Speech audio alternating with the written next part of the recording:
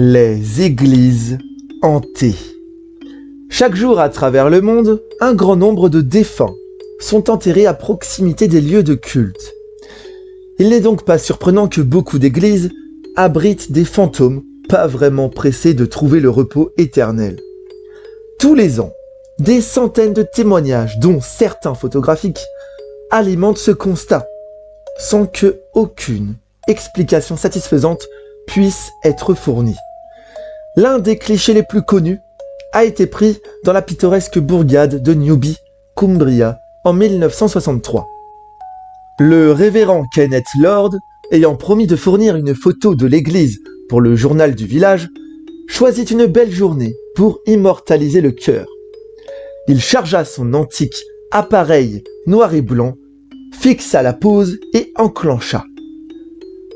Tout était normal jusqu'à ce qu'il développe le cliché. Sur ce dernier, on apercevait clairement une longue silhouette, encapuchonnée et transparente à la droite de l'autel.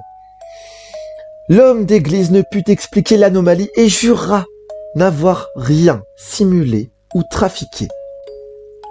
Des experts étudièrent son travail pour vérifier s'il y avait eu falsification ou non. Ils en furent pour leurs frais, malgré les examens scientifiques les plus rigoureux. Des tests plus récents ont même ajouté au mystère en démontrant qu'un ordinateur ne pouvait pas produire une image semblable à celle du cliché. Comment expliquer ces mystères ? Le révérend Lord possédait-il des connaissances technologiques supérieures aux nôtres ? Ou bien, cette photographie apporte-t-elle bien la preuve de l'existence d'un monde invisible à l'œil nu ? Une image tout aussi intrigante a été prise alors que la photographie vivait ses premières heures. Il s'agit d'un cliché de l'abbaye de Combermere dans le Sophiery.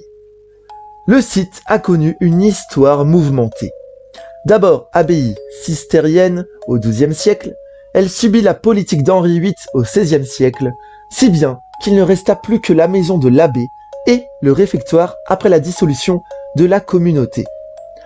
Au début du XIXe siècle, cette résidence hautement désirable, ainsi que 22 000 acres de terre vallonnée et le titre de vicomte Combermere furent accordés à Sir Stapleton Cotton en récompense de nombreux services rendus au pays.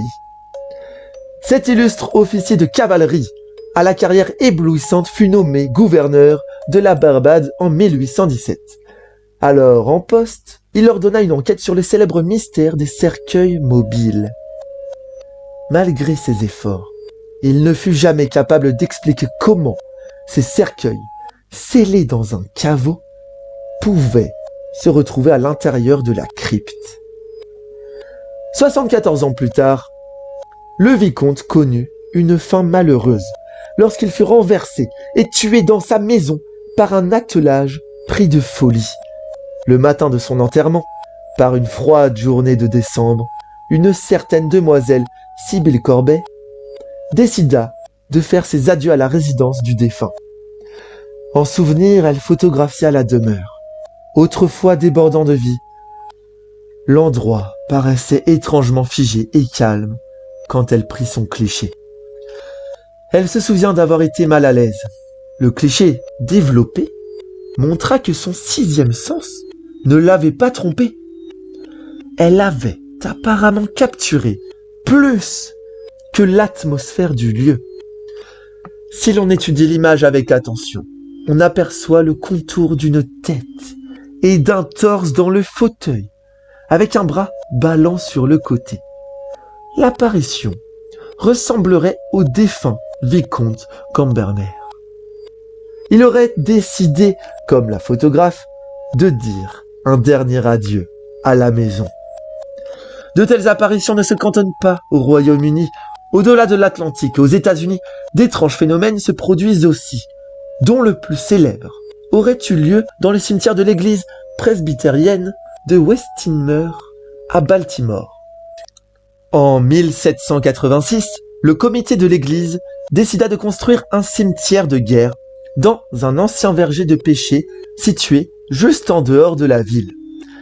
La tranquillité et la beauté du site attirèrent bientôt les citoyens les plus nantis qui édifièrent des caveaux élaborés pour accueillir leurs défunts.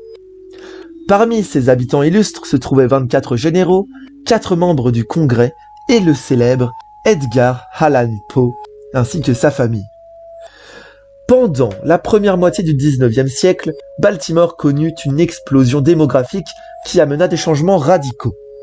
Il fallut construire de nouveaux immeubles qui remplacèrent bientôt la campagne entourant l'église de Westminster. En 1850, afin de récupérer des terrains, les autorités municipales déclarèrent que les cimetières, sans lien direct avec une église, devaient être déplacés en dehors de la ville. Afin de contourner ce décret, le comité de Westminster décida de rattacher le site à l'église en construisant des arches sous la voûte et en élevant des murs autour des allées du cimetière. Les proches se voyaient accorder un accès facile aux tombes de leurs défunts dans les catacombes sous l'édifice. Le temps passant, la ville continua de s'étendre et la communauté presbytérienne déménagea. Finalement, le cimetière tomba en déshérence, fut vandalisé et laissé aux mains des vagabonds et des voleurs de corps. Les enfants en firent leur terrain de jeu, apparemment ouvrir des tombes, on en vit faire le tour du cimetière avec des crânes au bout des manches à balai. Le nombre d'apparitions et de phénomènes surnaturels qui ont eu lieu dans ce vieux cimetière s'expliquerait-il par le manque de respect infligé aux défunts? Parmi eux, celui qui se manifeste le plus est le fantôme de Lucia Weston Taylor, mise en terre alors qu'elle n'avait que 16 ans, en 1816. Son esprit bienveillant s'agenouille devant sa propre tombe pour prier. La mystérieuse silhouette d'un homme habillé en noir des pieds à la tête hante aussi les lieux. Il porte toujours la même tenue, ainsi qu'un feutre sur la tête, une écharpe qui cache son visage et une canne à la main. Fortuitement, il apparaît au moins une fois par an, le 19 janvier, date d'anniversaire d'Edgar Allan Poe. Serait-ce l'esprit de l'écrivain décédé? Les revenants viennent en si grand nombre près de l'église que le cimetière attire également voyants et chasseurs de fantômes. La transcommunication pourrait leur permettre aujourd'hui de confirmer et d'appuyer leurs recherches. Cette technologie enregistre en effet des murmures étranges. Ces murmures seraient-ce l'épreuve d'un essai de communication de la part de l'autre monde ?